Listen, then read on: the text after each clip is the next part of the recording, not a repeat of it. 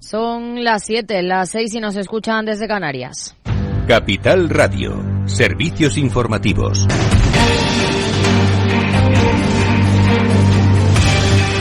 ¿Qué tal? Muy buenas tardes. Continúa el debate de investidura de Alberto Núñez Feijóo, que ha centrado su discurso en la hipotética amnistía pactada entre Pedro Sánchez y los independentistas y también en el plano económico. Mañana será la votación que, salvo giro inesperado de última hora, no hará presidente a Feijóo. El líder del PP ha lamentado que España sea el país europeo en el que más se han empobrecido sus ciudadanos. Por eso propone un pacto nacional de saneamiento de la economía. España es el país europeo en el que más se han empobrecido sus ciudadanos. Y el Banco de España apunta a una nueva subida de la inflación el año que viene.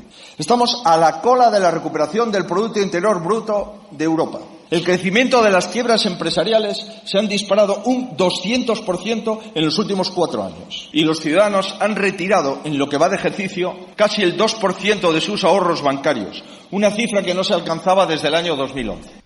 Feijóo ha propuesto medidas para las familias con más dificultades. Reducir el impuesto de la renta a las rentas bajas y medias, con ingresos de hasta 40.000 euros, para compensar la carga adicional que la inflación ha provocado en este impuesto durante estos años. Extender temporalmente la rebaja del IVA de los alimentos a la carne, el pescado y la conserva.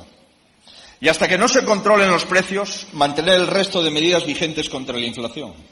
El tipo reducido de IVA de electricidad y gas, la ayuda de 200 euros para los más vulnerables y la gratuidad del transporte público, eso sí, de acuerdo con la renta de los usuarios del transporte público, señorías. Acordar con las entidades que los recursos que destinan al impuesto de la banca se inyecten automáticamente a las familias que no pueden afrontar la subida hipotecaria. Cambiar el procedimiento de ingreso mínimo vital que hoy deja fuera a 2 de cada 3 potenciales beneficiarios. Además, entre sus principales propuestas está el apoyo a las pymes y los autónomos. Esta tiene que ser la legislatura de las pymes y de los autónomos. Son el alma de nuestra economía, el 99% del tejido productivo y lamentablemente han sufrido enormemente en los últimos años. Pongo a su disposición el plan que para ellos contempla el programa electoral con el que mi partido se presentó a las elecciones y que, como saben, contempla facilidades de todo orden para este colectivo. También ha propuesto garantizar la gratuidad de la enseñanza de 0 a 3 años, una bolsa de horas para atender a la familia, más oferta de suelo para hacer vivienda para jóvenes y más personal para atención primaria. Y una noticia de última hora, la Comisión de Comercio de Estados Unidos y los fiscales generales de 17 estados han presentado una demanda contra Amazon en la que acusa a la compañía de ejercer monopolio para evitar que sus competidores en el mundo de la venta online y los propios vendedores de la plataforma vendieran sus productos por debajo de los precios que marcaba la compañía. En un día de decisiones en el Tribunal Constitucional, rechaza la ponencia que declaraba inconstitucional la ley Rider, que prohíbe que estas plataformas puedan utilizar a trabajadores autónomos como repartidores, pero admite el recurso del PP y algunas comunidades autónomas contra la ley de vivienda. Y a las 8 el balance con Federico Quevedo. ¿Qué tal, Fede? Buenas tardes. Buenas tardes, Aida. Pues en este día primero de la debate de investidura de Alberto Núñez Feijóo, vamos a hablar de otras cosas. Aparte del debate de investidura también. No, es una broma. Vamos a hablar, por supuesto, del debate de investidura, pero también hablaremos, en la lupa de la hora blanco, vamos a hablar de las pensiones, porque hoy se ha conocido el dato del gasto en pensiones en septiembre y ha sido especialmente importante, espectacular. Tenemos Transforma España. Hoy vamos a hablar de liderazgo y de líderes a lo largo de la historia. Lo vamos a hacer con 2 catedráticos de historia, un catedrático de historia y un abogado y profesor de Derecho Internacional. Y luego tenemos Familias Enredadas a última hora, que vamos a hablar también de adicciones, sobre todo de las de los más jóvenes a las redes sociales, a la tecnología, etcétera, etcétera. Y por supuesto a los deportes y, como digo, también habrá un hueco para hablar de la investidura. Pues a las 8 aquí en Capital Radio. Claves del mercado. Tono negativo en Wall Street. El Nasdaq cae un 1,09% en los 13.126 puntos, caídas del 1% también en el S&P 500, que se sitúa en los 4.294 enteros, mientras que el promedio de industriales también cae un 0,79% y se sitúa en los 33.738 puntos. En el mercado de divisas, según las pantallas de XTB, el par euro-dólar se negocia hasta ahora a 1,0569 unidades. Más información en Capital Radio y capitalradio.es. Muy buenas tardes.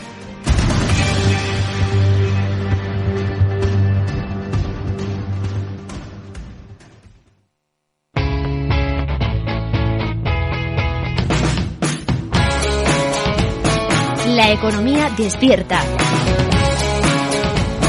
Capital Radio.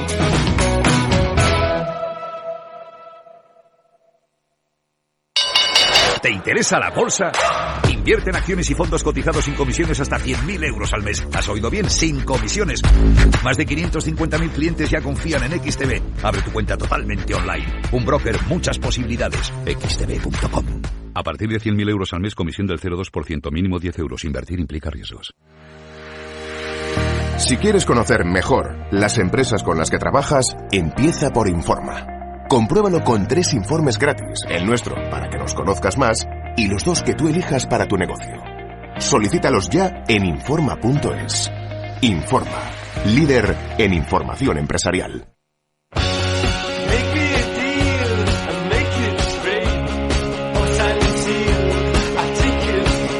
After Work, con Eduardo Castillo.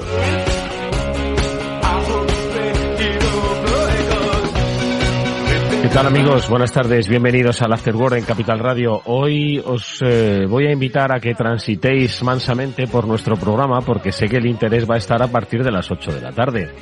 En ese balance, Federico Quevedo pues va a analizar lo que está siendo esta primera sesión del debate de investidura del candidato propuesto por el rey Felipe VI, que es Alberto Núñez Feijóo, y todo lo que ha sucedido esta mañana está sucediendo esta tarde y las lecturas que se hacen sobre propuestas y sobre todo por digamos la escenografía política, ¿no? Que dice mucho de nuestro país y a la que estamos pues ya bastante acostumbrados, ¿no? A que se haya convertido, si ya el Parlamento estaba distanciado de la realidad de los problemas de los ciudadanos españoles, hoy se demuestra que los políticos de nuestro país especialmente, hoy quienes han tenido que pues mostrar cierta, por lo menos altura de miras y respeto institucional, pues están muy alejados, como decimos, de las necesidades de los ciudadanos. Por eso nosotros hoy nos vamos a adentrar mansamente en las necesidades de esos ciudadanos y luego a las 8 os dejamos con Fede Quevedo para que pues haga análisis, si es que se puede sacar un análisis razonable de lo que ha ocurrido hoy, de lo que podría ocurrir mañana y pasado y al otro, porque es a lo que estamos condenados los ciudadanos españoles. Nosotros vamos a hablar de economía, transitaremos por las propuestas de Feijóo, pero tampoco mucho, porque al final, bueno, son propuestas para una gobernanza que muy difícilmente va a tener lugar y que no sé si responden a los problemas inmediatos de los españoles, porque aquí hay dos cosas, como siempre, responder al problema inmediato de los ciudadanos de nuestro país y luego pues sentar las bases para las generaciones futuras, ¿no? La economía de nuestros hijos y nuestros nietos, son dos cosas distintas. Hoy yo creo que nos apremia más pues que echas la mano al bolsillo y no quedan monedas. Bueno, pues de eso y otras muchas cosas hablaremos a lo largo del programa, como siempre con la ayuda de Félix López y de Chimo Ortega, y luego le daremos cabida a Javier López Bernardo, que como siempre nos hará pues seguro que alguna que otra historia interesante sobre los devenires de Wall Street y de las finanzas estadounidenses. Y hoy, si no me equivoco, nos vamos a acercar al cine,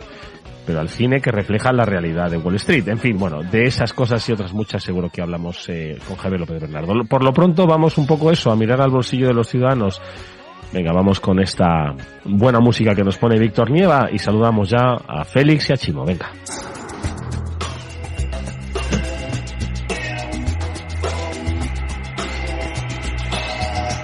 Bueno, hoy me he puesto muy grave, me he puesto como muy institucional en esta entrada. Chimo, ¿verdad que sí? Sí, Edu, te has puesto un poco trascendental, como el día lo requiere, con esa... Exacto, con esa no elección de presidente de gobierno a la que estamos siendo sometidos durante toda la jornada. No, en realidad, ojo, que no es una no elección, estamos sometidos a un debate de investidura que sigue unos cauces formales y ordinarios. Que no salgan las cuentas. Se ha liado bastante con la no intervención, y eso sí que es no intervención del presidente del gobierno para contestar al candidato. No, las formas claramente están perdidas desde hace tiempo. Y como alguien ha apuntado, el Parlamento no es Twitter. Twitter es Twitter, y en Twitter, pues, los políticos bajan al barro, cosa que tampoco deberían hacer, es decir, pero ya han convertido el Parlamento en Twitter, Chimo. Exacto, han convertido el Parlamento en Twitter, la forma de discutir en Twitter. Esta mañana oía a una crónica que decía era interesante cuando la gente iba al Congreso a oír a esa tribuna de público. Yo recuerdo haber visto público en aquella tribuna todavía. Ahora hay que entrar casi con invitación para oír los debates del Congreso, porque al fin y al cabo es donde deciden las cosas que nos van a afectar para nuestra vida y lo eligen la gente que les hemos votado, porque ahora parece que votas a un partido, pero no, votas a un representante para que tu ciudad, tu pueblo, tu zona esté representada en ese Congreso de los Diputados por quien tú quieres. Y había buenos debates y había, bueno, pues luego los corrillos del pasillo y ahora parece que todo es guerra y es confrontación y de ahí va a salir poco. No, es muy poco nivel, El nivel que hay en Twitter, básicamente. Seguro que en Twitter, como en el Congreso, pues te encuentras a gente, pues sí, efectivamente, con preparación y con capacidad, pero que queda pues silenciada por el resto del ruido, ¿no? Que en lo que se ha transformado ahora mismo el Congreso de los Diputados. Félix López, ¿cómo estás? Buenas tardes. Muy buenas tardes. ¿Has visto la investidura o no? Nada, no he visto ni un minuto. No, ni creo que vea nada. Estoy con otros temas de más relieve. Sí, efectivamente, de más relieve. Sí, y ni tal siquiera, tal como habías empezado, eso de mirarse el bolsillo, como lo hacemos, ¿no? Ni tal siquiera tenemos que hacer los españoles mirarnos el bolsillo, porque ya sabemos cómo está. Mal. Con agujeros. Lleva 23 años así, ¿no? Desde el año principio de siglo, pues la pasta que hay en el bolsillo es más o menos la misma, ¿no? A algunos les ha caído un poco más, a otros un poco menos, pero básicamente, pues así estamos. Es un estado natural de equilibrio, ¿no? En la miseria comparativa. ¿De verdad está calculado eso? Es decir, o sea, la riqueza del español medio es la misma, con alguna ligerilla variación, que en el año 2000. Sí de media, ¿no? Lo que pasa es que aquellos que... es difícil, porque muchos de los que tenían trabajo en el año 2023 ya se han jubilado, etcétera, ¿no? En general, los que tenían un sueldo en aquel entonces, pues ahora lo tienen un poco más alto en términos reales. Ha habido un fuerte número de empleos, sobre todo en los 4 o 5 primeros años del siglo, ¿no? Luego se ha estabilizado todo. Que bueno, pues entraron en grandes cantidades emigrantes, básicamente, ¿no? Y entonces eso hizo que la renta media, pues bajara un poco, ¿no? Entonces, bueno, sí, como media, teniendo en cuenta que tenemos gente que gana menos dinero ahora que la media, pues ha caído, ¿no? A los demás pues les ha subido un pelín, pero bueno, no se nota. Así que sí, el ejemplo, porque además tampoco, yo creo que la economía, una de las buenas cosas que tenemos que tener es saber, pues oye, la idea general, ¿no? Tenemos que ir al sentimiento, ¿no? Como cuando la gente está mirando ahora si la inflación es una décima o no. No hay manera de saber eso. Hay que tener un poco más la idea general de cómo va evolucionando todo. Y efectivamente, en España, desde hace 23 años, pues somos el desastre europeo de los países grandes comparativos. No hay otro. ¿Pero eso por qué? ¿Pero eso por qué es así? Pues es así porque la gestión macroeconómica de España ha sido un desastre. Cuidado que manejar económicamente a España es para tontos. Es decir, pero como tenemos peores que tontos en el Parlamento, pues es que no está ahí. Porque en España si no haces nada, no, pues si el ambiente es adecuado, pues la cosa funciona. En el momento en que empiezas a tomar medidas, o no tomar las medidas elementales, por otra parte, cuando ves que todo va dado al fracaso, pues, por ejemplo, la situación actual, pues no hay ninguna razón para esperar que vaya a pasar una cosa mala en la situación española en sí. Otra cosa es la parte internacional. Sí. Porque la balanza de pagos es correcta, ¿no? Y entonces eso casi siempre ha sido el problema hispano. Sí. Entonces por ahí no vamos a tener problemas. Es decir, no hay ahora mismo burbujas, no hay desfases, el crédito está controlado, no hay morosidad, no nos hemos pasado con esto, en fin, estamos la deuda, relativamente controlada.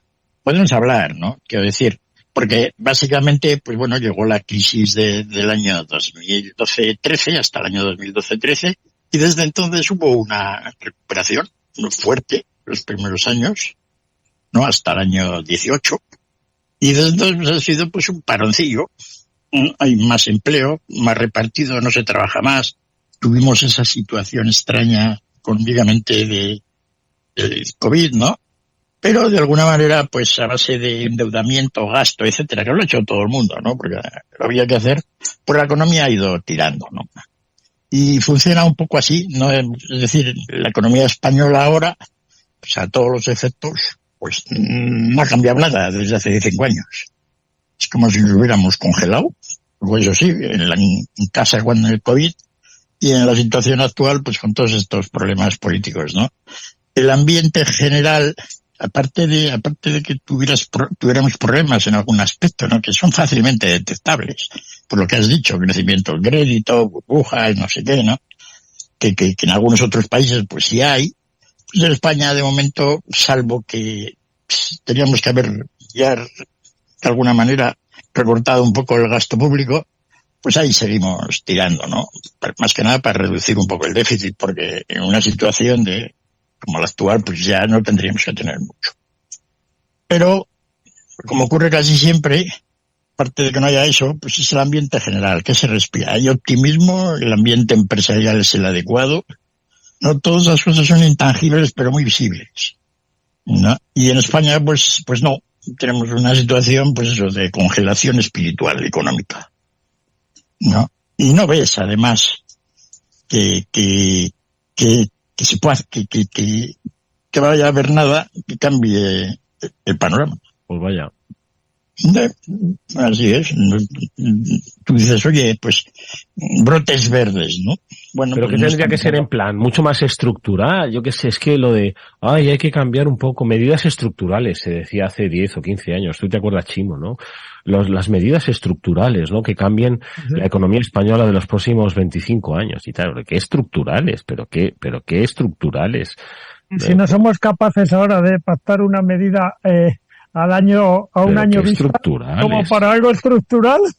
¿Qué estructurales? No lo sé. Sí. Chimo nos ha venido contando muchas veces pues todos los problemas esos de cómo poner postes eléctricos, todo. Es un poco así, ¿no? No se puede hacer nada en España. ¿Pero qué es un poco la organización territorial tal y como está organizado por esto de las competencias autonómicas o qué es? ¿Qué es lo que...? Eso lió bastante. Pero no solo es eso, Edu. Es que en este país somos un desastre. Es que queremos apoyar ciertas cosas, pero solo de boquilla y que luego funcionen solos. Es como si en una empresa dices, mañana quiero que todos los trabajadores vengan de amarillo. Venga, perfecto. Pero resulta que nadie les dice que vengan de amarillo.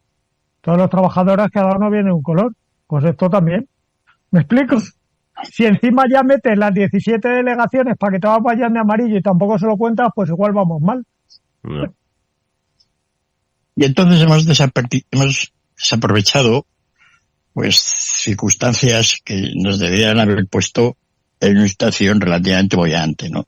Por ejemplo, es decir, España es el país de todos los países avanzados del mundo, con Corea, que más ha crecido las exportaciones desde el año 95. Todo el mundo, no hay industria, todo eso que se oye. No, pues es mentira. Porque básicamente lo que se exporta es industria, un poco de turismo y algo de agricultura, ¿no? Entonces eso, somos los que mejor lo hemos hecho en el mundo. Es algo sorprendente. Y a mí, de alguna manera, como yo estoy muy metido en todo ello, pues es un motivo de satisfacción. Pero dices, bueno, esto lo hemos hecho mejor que nadie. Si los españoles hubiéramos tenido el desenvolvimiento exportador de Francia o Italia, estaríamos en la ruina. En Europa, los únicos que nos han podido seguir un poco el ritmo, bueno, los países nuevos, pues sí, ¿no? Pero Alemania, a base de las ventajas de entrar en un euro infravalorado para ellos, que es potente, ¿no? Pero aún así los alemanes nos han seguido el ritmo de crecimiento exportador. Pero ¿y cómo podíamos haber sacado provecho de ese crecimiento exportador? Es decir, haberlo puesto al servicio de la riqueza nacional y de la mejora del poder adquisitivo de los españoles. Por ejemplo, no haber tenido la ridícula crisis del año 2008 al 2013. ¿No? Eso fue vergonzoso. vergonzoso de todos los que manejaron. Es que todos queríamos comprar no 1, sino 3 pisos en Seseña. No, porque bien, pero precisamente cuando tú quieres más de lo que puedes, ¿no? Y eso conduce a situaciones pues absolutamente catastróficas, pues hay gente que debería haber hecho algo, ¿no? En principio, vamos a empezar, no solo es un problema español, aquello fue un desastre del Banco Central Europeo que tenía que haber visto que esto no era sostenible. Lo del Banco de España ni te digo, ¿no? Aquello fue absolutamente una vergüenza, ¿no? Y luego, pues los políticos que en las últimas etapas de la crisis inmobiliaria, pues veían como España crecía el crédito privado, básicamente, a los promotores inmobiliarios de las hipotecas, a más del 25% anual casi. No hacían nada. La balanza de pagos tenía un 10% de déficit sobre el PIB, de las más altas de la historia de un país avanzado. La deuda externa neta, vamos, de lo más alto de la historia de la humanidad. Aquí eran datos muy sencillos, ¿no? Es decir, que para cualquier tonto lo vea. Y entonces, pues no hizo nada, ¿no? Y bueno, pues aquello petardó, porque la otra crisis internacional de 2008, esa sí que fue todavía más tonta que la española. Nosotros nos la ganamos a pulso, simplemente por generar una deuda enorme, ¿no? Pero ya se ha venido desde entonces. Entonces, bueno, pasamos ahí un montón de años malos, ¿no? Con un mercado de trabajo que en España no lo entiende nadie, y luego pues ya tan abajo pues hemos entrado en la senda de crecimiento un poco por el tema exportador que te digo. Pero claro, todo el esfuerzo enorme, ¿no? Comparativo de una parte de la economía española, pues no nos luce nada. O sea, debe haber alguien que está aquí y de alguna manera erosionando todo. Y la razón, pues es que efectivamente no es que se tomen medidas buenas o malas, es que no debiese tomarse ninguna. Reducir todo mucho la sensación, pero eso es imposible. Porque como dice Chimo, pues si aquí tenemos 700 personas que pueden dar leyes todos los días, ¿no? Y es un follón, ¿no? Pero bueno, entonces la clave es, dentro de 5 años, ¿sí?, ¿nos vamos a ver mejor de lo que estamos ahora? Eso es una pregunta. Sí, más o menos, ¿no? Pues una cosa para reflexionar. Es decir, ¿pensamos los españoles que dentro de 5 años vamos a estar mejor? ¿O seguimos con la idea de que, pues, como llevamos 23 años así, lo más normal es que sigamos otros 5 más igual? ¿No? Si las cosas no van mal. Y ese es un poco el problema. La idea general, ¿no?, que hay en toda España, es que dentro de 5 años las cosas van a ser igual que hoy. Y entonces, pues con ese espíritu, y hacen algo las autoridades. Eso es donde las autoridades realmente sí tienen parte, ¿no? Es como crear un ambiente general positivo. Y bueno, pues que no sea el Twitter que comentabais, ¿no? Entonces, no hay más que respirar tú vas a un país, respiras un poco el ambiente, y entonces te das cuenta de si crece o no. Y entonces tú vienes a España, respiras un poco, y bueno, pues oye. Pero bueno, oye, como pues así es, ¿no? Entonces pues tenemos a todos los padres de la patria ahí reunidos, ¿no? A ver qué ambiente nos dejan, ¿no? De todas formas, Félix, una pregunta te hago. Esto, si sigue así, es que estaba pensando en países pues donde no acaban de levantar económicamente cabeza. No sé si es parecido a Argentina, pero que al final pues promueve pues la salida de sus ciudadanos buscando pues oportunidades mejores, ¿no? Entonces yo no sé si estamos un poco abocados a eso. Si no, pues hombre, ya tuvimos en España un pequeño éxodo, ¿no? En el año 2009, 10, 11, toda aquella época, ¿no? Donde la gente, pues, algunos, no muchos, se tenía que haber ido más gente en realidad, ¿no? Pero no se fueron. La gente en España además no se mueve, no le gusta ir fuera. No, fíjate que los españoles... Mira aquí. Ya, pues, pero es así, no tenemos un espíritu emigrante ni tal siquiera de movimiento regional dentro de España, somos como muy pueblerinos. Y entonces, lo cual es un poco contradictorio a la hora de montar negocios internacionales, donde piensas que la gente pues tiene que desplazarse, moverse, estar, montar filiales, etcétera, ¿no? Pues con esta característica todavía hemos conseguido lo anterior, ¿no? Y bueno, pues no sé ahora, no me acuerdo lo que me habías comentado, lo de... ¿El qué? Lo de la emigración, lo de Argentina. Sí, lo de Argentina, ¿no? Bueno, lo de Argentina es un caso aparte, ¿no? Está a medio camino entre el desastre total y el cachondeo, ¿no? Porque no es normal, ¿no? Es decir... Bueno, si os parece, vamos a hablar luego de Argentina, a ver si encontramos alguna similitud. Pero como es de película lo de Argentina, pues mira, vamos a hablar de cine enseguida con Javier López Bernardo, que ya está con nosotros. Vamos con música y enseguida nos cuenta qué peli debemos ver.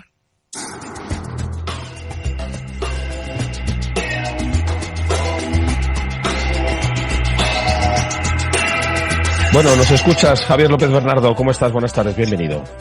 Buenas tardes, Eduardo. ¿Qué tal todo? Oye, que hoy nos quieres llevar al cine, entonces. Nos gusta el cine. Las películas económicas son muy divertidas, ¿eh? Cuando las hacen así con cierto trasfondo de documental y de realidad, son estupendas, ¿eh?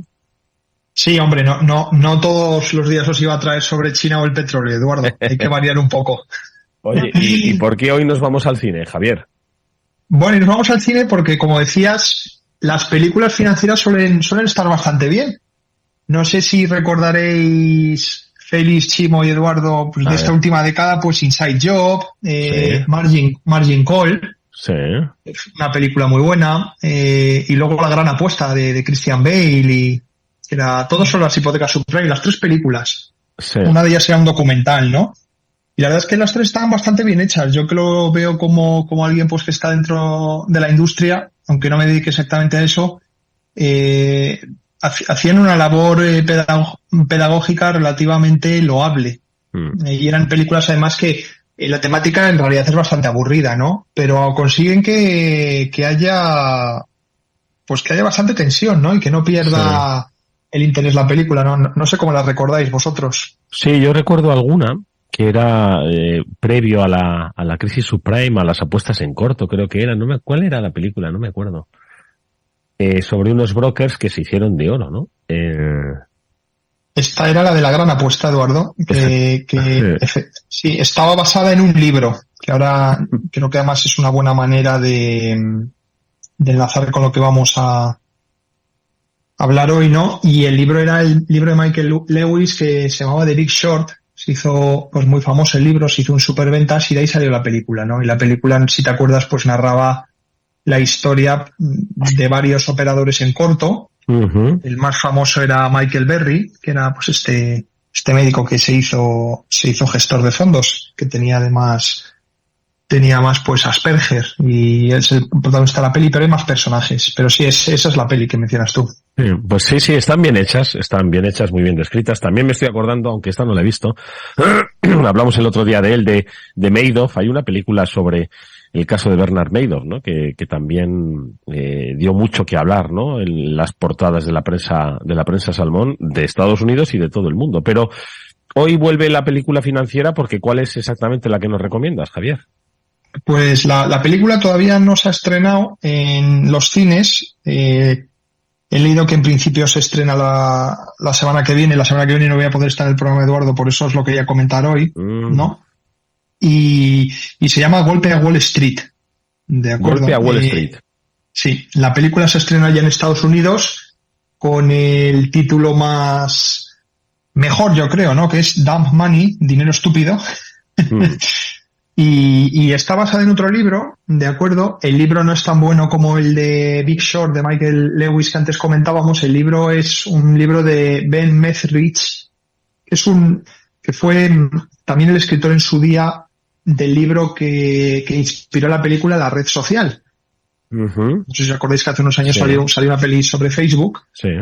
Pues la peli está inspirada en un libro y este libro es del mismo autor del que venimos a hablar hoy, ¿no?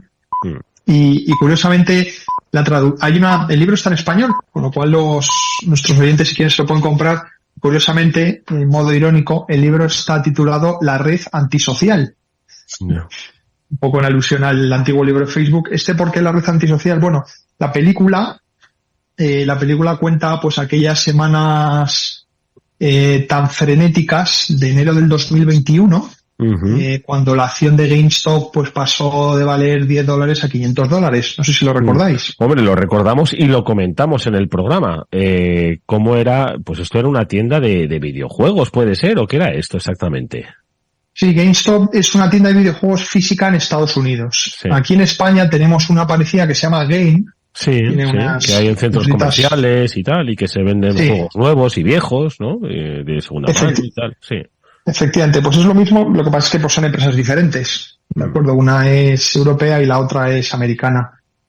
Y GameStop, bueno, era un modelo de negocio pues que, como te puedes imaginar, con todo el auge del comercio online y más que nada en los videojuegos. Y de los videojuegos en línea, efectivamente, ¿no?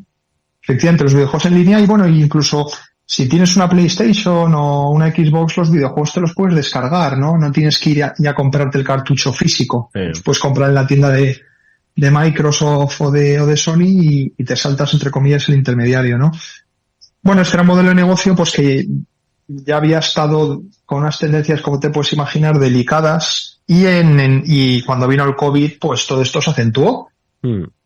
Porque efectivamente durante todo el 2021 la gente no hacía otra cosa que jugar a videojuegos.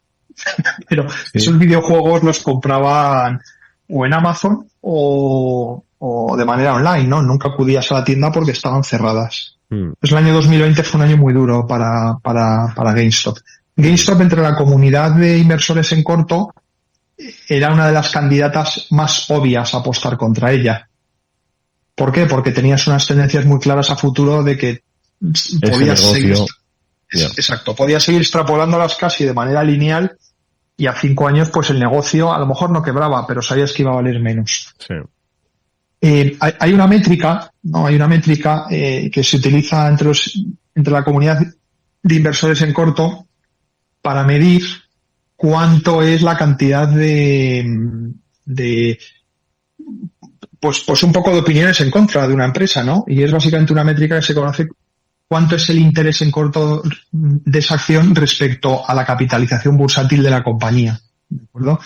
Es decir, cuánto de lo que vale la compañía en bolsa la gente ha tomado prestadas esas acciones para venderlas en corto, ¿de acuerdo? Entonces, cuando una acción pues tiene el 20%, por ejemplo, de su capitalización bursátil o un 30%, son acciones en corto, eso se sabe, son acciones que se han tomado prestadas. Los inversores en corto, Eduardo, ya sabes que tienen que tomar prestadas las acciones para poder venderlas al mercado, con el fin de en un futuro, oye, yo te devuelvo las acciones que tomé prestadas y las tengo que recomprar al mercado. Si las consigo recomprar más baratas y te las enchufo a ti al precio original al que me las habías prestado, pues he ganado dinero, ¿no?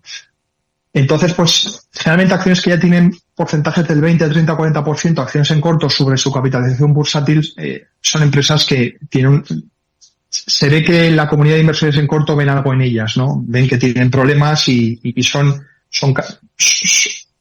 empresas en las que hay muchas apuestas en contra, por así decirlo. Acuden al olor de la sangre, básicamente. Exacto, acuden al olor de la sangre. Es una buena métrica para medir cuánta sangre hay, por seguir con tu metáfora. Claro, en el caso de GameStop fue una cosa absolutamente de locos, ¿no? Porque había más acciones prestadas en corto que número de acciones en circulación. Jolín. Es decir, la misma acción se represtaba varias veces, ¿no? Uh-huh. Con el resultado de que en un momento, no me acuerdo cuándo fue exactamente, pero el número de acciones en corto respecto a la capitalización bursátil de GameStop era el 140%. Fíjate. ¿De acuerdo? Sí. Entonces, esto básicamente, ¿qué te decía? Pues que había un gran consenso de que la acción iba a ir mal. En este tipo de situaciones, y ya con esto acabamos un poco la dinámica más técnica, y cuento un poco el libro, pero sin tampoco destripar. Sin hacer spoiler. Sin hacer spoilers, efectivamente. La parte técnica es que, claro, cuando el volumen de acciones en corto es tan elevado, ¿de acuerdo? Imagínate que sale una buena noticia, por lo que sea, ¿no? Resulta que Elon Musk compra acciones de esta compañía Y la gente lo toma como una buena noticia, claro. El problema es que no hay acciones para comprar. Hay muy pocas. Entonces, las pocas acciones, ¿no? Si los vendedores en corto tienen que deshacer las posiciones, pues provocan lo que se conoce en inglés como un short squeeze, ¿no? Es decir, todos los vendedores en corto intentan salir del teatro por una puerta pequeña y todos intentan comprar al mismo momento. Claro, porque ten en cuenta que ellos están corto. Ellos si tienen que deshacer la posición, la tienen que volver a comprar, ¿no? Entonces, claro, este tipo de desequilibrios entre la oferta y demanda de acciones hace que se produzca, pues como te decía, como en la puerta de un teatro, sale fuego, hay fuego, la puerta es pequeña y todo el mundo va y se produce pues una estampida, ¿no? Sí. Con lo cual, estas son situaciones en las que los precios de las acciones suelen rebotar de manera dramática. ¿De acuerdo? ¿Por qué? Porque hay tan pocas acciones, pues que el comprador marginal, de acuerdo, fija el precio de la acción. GameStop en el año, para darte una idea, en el año 2019 llegó a cotizar a $2 por acción. La acción venía de $40. Había caído de $40 a $2. En unos pocos meses la acción subió de $2 a $10. Que eso, claro, para alguien que haya estado en la posición de los $40 sigue siendo una pérdida muy abultada, pero para alguien que haya comprado a 2, pues has multiplicado por 5, ¿no? Tu inversión. Y eso es lo que pasaba en GameStop. Entonces, la peli te cuenta un poco qué pasó en esas semanas del 2021 y te lo pone desde un enfoque un poco moralista, ¿no? Los inversores retail, que generalmente eran de la generación millennial, además, que tenían un gran cariño por la compañía y que además, un poco como comentaba Félix antes, ¿no? Pues habían sido los grandes damnificados de la crisis del 2009, porque mi generación ha sido una generación pues que el mercado de trabajo pues no ha tenido las mismas oportunidades que en décadas anteriores. Y estaban cabreados con Wall Street, ¿no? Entonces, toda esta generación de inversores retail vio GameStop como una oportunidad perfecta para que todos estos inversores en corto, que ellos identificaban como Wall Street, ¿no? Pues tuviesen una elección y perdiesen dinero, ¿no? Y de un poco de esta contienda, un poco de voluntades, por así decirlo, es la película, ¿no? Por un lado tienes los fondos que se dedican a la inversión en corto, que están, pues, personificados por Melvin Capital, que fue pues el fondo que perdió más dinero, eso está, todo el mundo lo sabe, ¿no? Y luego están pues todos los inversores retail, en particular uno de ellos, que se llamaba Keith Gill, y tenía el sobrenombre que se hizo muy famoso de Gatito Rugiente, ¿no? Robin Kitty, es el protagonista de la película, ¿no? Y entonces, bueno, ya veremos qué tal está la película. Me imagino que es una película muy divertida. La temática, el libro la intenta hacer demasiado más seria de lo que realmente es. Yo no creo que este capítulo... Hay papers académicos sobre esta situación para que veas que la gente pues con su vida tiene mucho tiempo libre, ¿no? Entonces yo no lo veo tanto este episodio que ocurrió como nada de lo que aprender mucho, ¿no? Alguna cosa se ha aprendido, ¿no? Pero sí que la peli lo intenta dar un toque un poco más grandilocuente. Yo no creo que lo sea tanto, pero seguro que nos hace pasar un momento de un ratillo, sí. Si está bien contada, sí. Fíjate, pero te iba a preguntar de todas formas, Javier, si lo que pasó con GameStop y un poco ese movimiento inversor ético moral, ¿no? Vamos a decirlo así, ¿no? Pues cambió las cosas o, bueno, aquello fue anecdótico, lo contamos en el programa, se ha hecho una peli, pero los mercados siguen siendo los mercados y los buitres están sobrevolando pues esas empresas para posicionarse en corto y nada ha cambiado. Sí, yo es básicamente un poco la conclusión que extraigo del libro. Nada ha cambiado. La manera incluso que tiene de pintar los bandos es muy diferente a cómo es la vida real, ¿no? O sea, los inversores en corto, la gente se olvida que hacen una labor fundamental en los mercados, ¿de acuerdo? De hecho, hay demasiados pocos inversores en corto, ¿no? O sea, invertir en corto no es como comprar acciones, ir en largo, ¿no? Las asimetrías son bestiales y después de una década en que los mercados solo han hecho más que subir, ¿no? Pues quedan muy pocos inversores en corto, ¿no? Y los inversores en corto pues cumplen labores fundamentales como el destape de los fraudes. GameStop no era un fraude, era simplemente una empresa pues que funciona algo peor, ¿no? Pero, por ejemplo, tuvimos hace un par de años el caso de Wirecard, la empresa alemana, ¿no?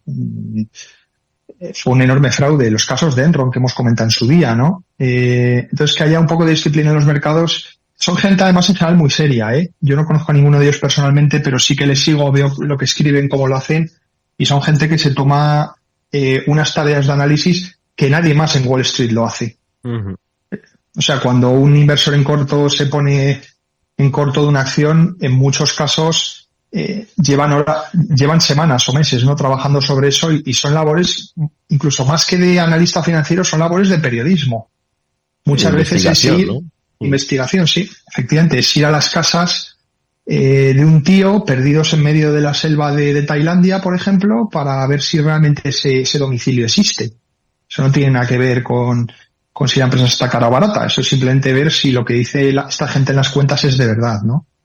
Un caso, para que te hagas una idea del nivel de minucia que emplea esta gente, hace unos años, creo que fue en el año 2019, a principios del 2020, por ahí, no recuerdo bien, una de las mayores empresas, una empresa china importante se llamaba Luckin Coffee, era el Starbucks chino. Ya sabes que los chinos pues siempre quieren sacar un homólogo chino, ¿no?, de todo lo que hay por el mundo. Bueno, Luckin Coffee, pues luego se demostró que estaban falseando las cuentas. ¿Cómo se descubrió esto? Bueno, un vendedor en corto publicó un informe y básicamente lo que habían hecho estos tíos, la labor de campo, en vez de sentarse en la oficina, estos sí habían ido a las cafeterías de Luckin Coffee. Se fue a tomar un mocachino. Sí, exacto. Fueron a tomar cafés y se tiraban ahí todo el día. Entonces se dedicaban a recoger los tickets de los clientes. Iban a las basuras, o los tickets que dejaban en las mesas, y los recogían. Entonces básicamente hacían una estimación de cuánto podían vender de media al día una tienda de Luckin Coffee, y veían que tanto por número de clientes como por lo que se gasta cada cliente distaba muchísimo de lo que decía la compañía, ¿no? Entonces este es el típico de cosas, estas son las típicas cosas que hacen, ¿no? Son cosas muy detalladas que nadie más hace en Wall Street, ¿no? Entonces, por acabar ya respondiendo a tu pregunta, no ha cambiado tanto las cosas, ¿no? Yo creo que fue un momento de que la gente no sabía qué hacer en sus casas, tenían los cheques, además, que habían recibido el gobierno americano de la pandemia, no sabían qué hacer con ese dinero, y luego, bueno, también se produjo que, no sé si saldrá en la película, pero yo creo que son personajes que dan mucha miga en el libro, pues fue la creación de plataformas de trading como Robinhood, ¿no?, pues que hacía pues que la experiencia de comprar y vender acciones fuese como un videojuego, ¿no? Y hecho de una manera muy barata. Una serie de circunstancias que, bueno, en gran medida se han revertido, muchas de ellas. Ya no hay cheques, estas plataformas ya no son tan innovadoras como pensamos, y muchas de estas acciones que estamos hablando, no solo GameStop, sino muchas otras que también pues tuvieron dinámicas similares, pues se han desinflado 2 años después. No fue el único caso, hubo pues réplicas, ¿no? Me quiere sonar que hubo réplicas del tema GameStop no tan llamativas, ¿no? En plan salvar compañías, pues un poco que estaban condenadas pues por su propio negocio, pues no a la desaparición, pero sí, obviamente, ¿no? A sufrir en tiempos digitales y de cambio en los hábitos de consumo. Me quiere sonar que hubo alguna que otra réplica, pero que no tuvo tanta fuerza. Oye, Javier, te estaban escuchando Félix y Chimo, se acordarán ellos también. Félix, tú, claro, si lo estuvimos hablando aquí en el programa, sí, yo creo que fue Javier el que nos lo contó, nos lo explicó estupendamente. Sí, pero no me acuerdo exactamente de las acciones. Me acuerdo que ocurrió algo así con... Estaba Hertz en un momento, ¿no?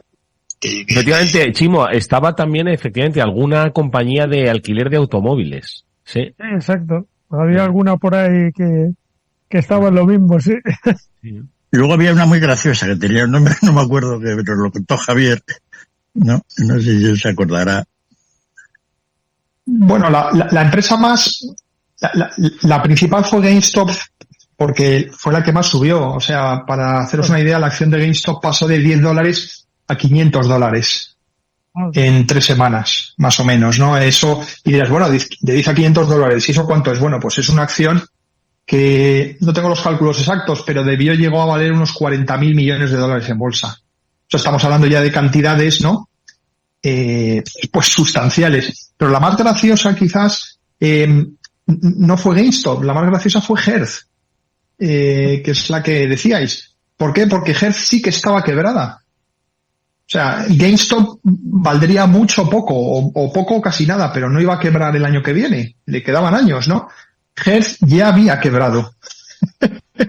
Nunca había ocurrido en la historia de la humanidad que una compañía quiebre y los precios de las acciones suban.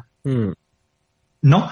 Entonces sí hubo varias. Hubo Hertz, estuvieron los Fines también, con AMC, con unas pues con unas dinámicas muy parecidas a las de Her.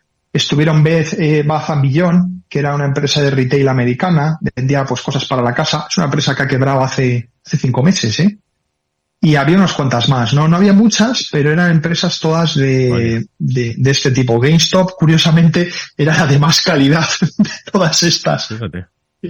Sí. Oye, interesantísima recomendación la que nos das, Javier. Vamos a seguir, si os parece, hablando de esta derivada, pero antes vamos a hacer una brevísima pausa porque vamos a escuchar un consejo. Venga, no os vayáis.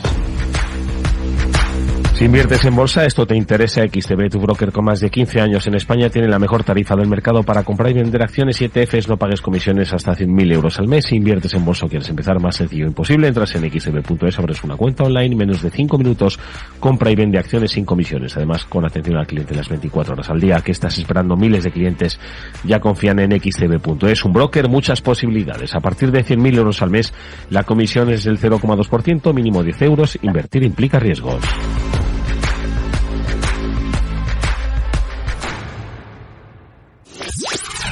Capital Radio, la genuina radio económica. Siente la economía.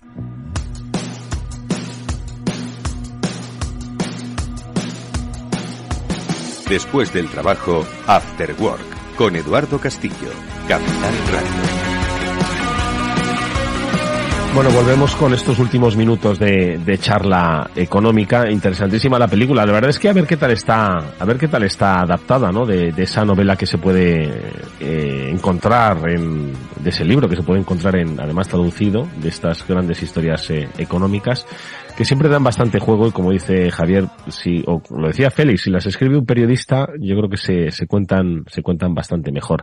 Ya que hemos hablado de Wall Street, pues siempre es bueno aproximarnos un poco a esa visión de cómo están ahora mismo los mercados americanos. No digo hoy, en su sesión de hoy, sino pues qué se cuentan por allí. Es decir, parece que la vida va de otra manera, de otro ritmo, no hacen caso a lo que sobrevuela en Europa. ¿Cómo están las cosas, Javier? Bueno, quizás la noticia un poco más, las dos noticias. La primera no te la voy a mencionar mucho, Eduardo, porque es sobre China y te he dicho que no solo hablamos de China. Hoy no íbamos a traer de China. Entonces no te la puedo mencionar mucho, pero es que resulta que Evergrande, que te acuerdas que hace un tiempo ya había quebrado, pues esta semana por primera vez no ha pagado a los bonistas de dentro de China. Wow. ¿Por qué es interesante? Simplemente pues para que veas la diferenciación que ha habido entre los que tenían bonos internacionales de Evergrande en dólares y los chinos que habían comprado bonos de Evergrande en renminbis. Generalmente, una cosa típica de las empresas es que los bonos suelen ser todos pari passu, que significan pues que todos los acreedores están en igualdad de condiciones, más o menos, ¿no? Por simplificarlo. En este caso, fíjate que a los acreedores internacionales de Evergrande hace 2 años que no se les paga, desde septiembre del 2021, ¿no? Y 2 años más tarde aquí seguimos pues con la reestructuración de Evergrande, que como ves es mucho peor que un parto, ¿no? Bueno, esa es la primera noticia. ¿Y la segunda dónde los sitúa? La segunda en Estados Unidos. La segunda es muy convencional, ¿no? Pues en cómo están los tipos de interés del bono a 10 años, pues que han vuelto a alcanzar la media que más o menos históricamente han tenido, que es un 4,5%. Es una cifra que hace muchísimos años que no alcanzábamos, desde la crisis financiera global del 2007. Y bueno, a la gente ahora le parece que están los tipos muy altos, pero según los estudios pues que ha hecho mucha gente que ve series históricas y todo eso, pues ahora mismo están en media con la historia, o sea que tampoco nada del otro mundo. Pero bueno, creo que era un dato interesante a comentar. Bueno, ¿queréis comentar algo sobre estos dos aspectos? El del bono a 10 años estadounidense, Félix, que no está tan alto como podríamos pensar. No, pero Javier nos contaba hace un par de años que no creía que iba a haber esos tipos nunca, ¿no? O sea un par de años, de eso sí te acuerdas, ¿eh? Fíjate, no te acuerdas de cuando estuvimos hablando de GameStop, y de eso sí te acuerdas, ¿eh? Sí, estuvimos hablando un poco de si va a haber más inflación o no, que tiene un poco que ver con esto, ¿no? Y un poco hace 2 años no había... hace 2 años, teníamos pandemia, ojo, sí, hace 2 años teníamos pospandemia. Sí, no había guerra en Ucrania, pero sí que tenemos pospandemia. Estamos todavía en medio de ello, ¿no? Sí. No, un poco comentando, pues, no es que haya tenido en el pasado relación, pero lo comentamos un poco la semana pasada, ¿no? Está el avión que va a aterrizar, ¿no? A ver si hace un soft landing o no, o repunta el vuelo. Pues resulta que están llenando la pista de espuma, ¿no? Es decir, para que, oye, si pasa algo, la cosa... Porque claro, la cosa más sorprendente que está ocurriendo en Estados Unidos es que en una época que tienen pleno empleo y en principio, pues aunque no crecen mucho, la cosa está bollante, tiene la mayor déficit que han tenido nunca, casi, ¿no? En estos meses. Lo cual es absolutamente inconcebible. He estado mirando a ver a qué se puede deber y salvo que, bueno, no reciben intereses, que es en cantidades bastante importantes, ¿no? Dividendos de la Reserva Federal, ahora que casi ha quebrado, pues no está muy claro dónde vienen las caídas de ingresos por impuestos, etcétera, ¿no? Entonces, estamos en una situación que es absolutamente sorprendente. Yo nunca lo había visto, nunca. ¿No? Un país más o menos bien, ¿no? Con mayor déficit público de la historia, salvo los momentos esos pequeños que tuvimos en la etapa del COVID, ¿no? Uh-huh. Y la deuda pública americana pues está yendo ya a unos niveles realmente grandes, ¿no? Bueno, eso de alguna manera pues indica cosas no demasiado buenas para el futuro, vaya, pero relativamente adecuadas para el presente. Esa es la espuma, ¿no? Te comento, de alguna manera Estados Unidos se está manteniendo pues a base de generar déficit público, que eso va directamente a las cuentas de resultados de las empresas. O sea, eso genera beneficios. No lo hemos contado aquí varias veces, que Javier es el mayor experto en ello, ¿no? La fórmula de Levi-Galt. Entonces, raro, es decir, es una situación que tú comentas, pues parece que igual no pasa nada o todo, pero están ocurriendo cosas extrañas, ¿no? Entonces, cuando ves este tipo de cosas extrañas, es cuando realmente dices, oye, pues aquí puede venir otro cisne de color oscuro. Yeah. No. En fin, veremos. De todas formas, ¿cuál fue la crisis de 2007-2008 en Estados Unidos, que luego arrasó al mundo?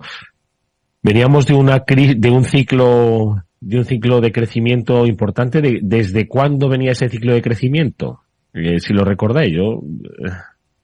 Sí, bueno, vino, os acordaréis que todo crecía muy bien, pues en la época de Clinton hasta el final del año 2000 vino la crisis de las .com y luego todo lo de las torres gemelas aquellas, y en general la bolsa americana, pues en el año 2002, pues 2001-2002, pues había caído enormemente, ¿no? Y a partir de ahí, un poco movido por toda la inversión inmobiliaria, que tampoco fue mucha en Estados Unidos, en España sí, ¿no? Pues la economía pues empezó a repuntar, ¿no? Y se alcanzó pues una buena situación económica pues el año 2007, digamos, ¿no? A partir de ahí pues llegaron todas las crisis, ¿no? Y bueno, cayó todo mucho hasta el año, en Estados Unidos 9 y 10, luego empezó a recuperarse, ¿no? En España pues hasta el 13, ¿no? Entonces, bueno, esa sí ha sido un poco la historia, ¿no? Pero bueno, en España tenemos al mismo tiempo que el bolsillo lo tenemos igual que a principios de siglo, pues los precios de las acciones de la Bolsa de Madrid igual, ¿no? Es decir, yo miro a los inversores en la Bolsa Española y digo, esta es gente heroica, ¿no? Ahí en la trinchera, estos son auténticos defensores de las empresas como de GameStop, ¿no? Toda la Bolsa Española parece GameStop por cómo las queremos, ¿no? Mantener ahí cuando en realidad, pues fíjate cómo andan, ¿no? Así que, bueno, ahí eso es lo que comento, ¿no? Es decir, estamos en una situación un poco rara, o muy rara, realmente, ¿no? Y bueno, ahí veremos, ¿no? Así que yo creo que vamos a tener en los próximos meses bastante tema de comentario. No lo sé, vaya, cómo está un poquito...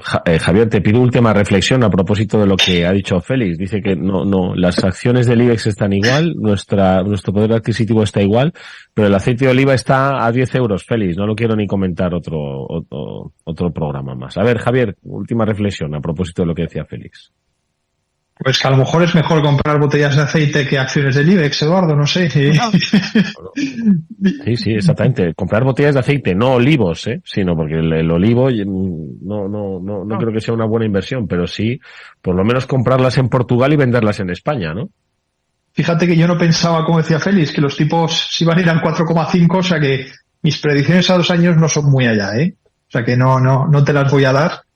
Pero sí, un poco volver a subrayar, ¿no? La excepcionalidad del déficit público americano, que es algo, pues francamente nunca visto, ¿no? Los pagos de intereses ya están por encima del gasto militar, para que os hagáis una idea. Ya sabéis que Estados Unidos nunca ha sido una economía que haya escatimado, ¿no?, en presupuesto para la defensa. Y los gastos de interés van a seguir subiendo, no porque los tipos de interés vayan a seguir subiendo, que no sé lo que harán, sino simplemente todavía hay una gran parte de la deuda americana que está emitida con los tipos antiguos, ¿no? Porque todavía pues no ha vencido esa deuda. Según esa deuda vaya venciéndose y sustituyéndose por la nueva, incluso con tipos ya que dejen de subir, los tipos de interés de la deuda americana van a seguir subiendo un montón, los gastos por intereses. Con lo cual, a menos que el Estado meta un tijeretazo fuerte en otras partidas de gasto o los impuestos suban dramáticamente, el déficit americano pues va a seguir estando en estos niveles, aumentando. Va a ser muy interesante de ver, a ver qué ocurre esta vez, ¿no? Y muy probablemente lo del tijeretazo o reducción del gasto se me antoja difícil, ¿no? Se me antoja difícil para... A mí también. Tenemos otra película. Esta película ya la contamos hace un mes. Es una película que ahora hacen secuelas y secuelas, que es otra vez el cierre del gobierno. Pues ahora tenemos otra película de estas a finales de este mes. Eso te iba a decir, que otra vez volvemos. En realidad es la del Día de la Marmota, ¿no? Otra vez pues habrá una prórroga, ¿no? Pues para ver si se aumenta entiendo, el techo de endeudamiento, ¿no? Efectivamente, como Hollywood ha estado cerrado, pues no sabían qué películas hacer, Eduardo, entonces nos vuelven a soltar esta. Esta ya vamos. Y además, esta todavía no la han cerrado y ya nos amenazan que cuando resuelvan esta, que solo lo van a extender como unas 6 o 7 semanas. Ya es que ni lo he mirado bien, cerré la noticia del cabreo que me cogí. Entonces, pues sí, es una cosa esta que parece que nos va a acompañar bastante tiempo, ¿no? Bueno, pues nada, os contaremos la sinopsis. Aquí sí que os vamos a hacer spoiler. Lo haremos, por supuesto, en cuanto se produzca. Con la ayuda siempre interesantísima de Javier López Bernardo, al que le agradezco mucho que se haya pasado hoy por nuestro programa. Javier, gracias. Que te cuides mucho. Que disfrutes la película. Gracias, Eduardo. Nos la contarás. Y a Félix López y Chimo Ortega, como siempre, un gusto tenerles por aquí. Félix, Chimo, muchas gracias. Igualmente. Gracias, Eduardo. Bueno, que nos vamos con el agradecimiento también a Víctor Nieva por haber gestionado técnicamente el programa. Nos vemos mañana a las 19 horas aquí en Capital Radio. Adiós.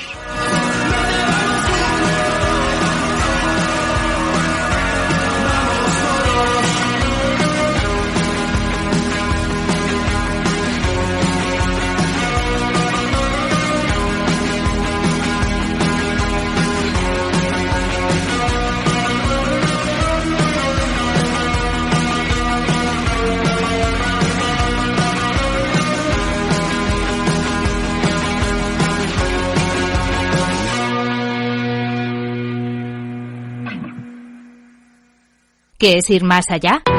Con Arval podrás llegar donde te propongas de la forma más sostenible y desplazarte como y cuando necesites con una oferta de renting sostenible, segura y conectada. Y preocuparte solo de conducir porque nosotros nos ocupamos del resto. Arval, la transición energética arranca aquí. Más información en arval.es. Capital Radio.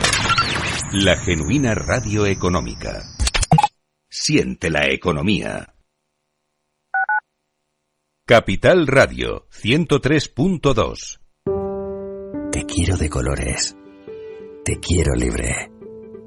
Te quiero vibrante. Acogedora. Fuerte y valerosa. Te quiero como eres. Madrid. Te quiero diversa. Madrid. Te quiero diversa. Comunidad de Madrid. Este es un mensaje para todos los oyentes de radio y es solo para decir gracias. Gracias por dedicarnos 3 horas cada día. Gracias por escucharnos en casa, en el coche, en el trabajo, en un móvil o donde sea, en directo o en podcast. Gracias por tu fidelidad, porque gracias a ti, la radio sigue siendo un gran medio, el más creíble, en el que más confías y el que mejor te informa y entretiene. El medio del día a día, de la actualidad al instante y que te acompaña siempre estés donde estés. Radio Value, la Asociación de Radios Comerciales, te da gracias a ti. Capital Radio. Siente la economía.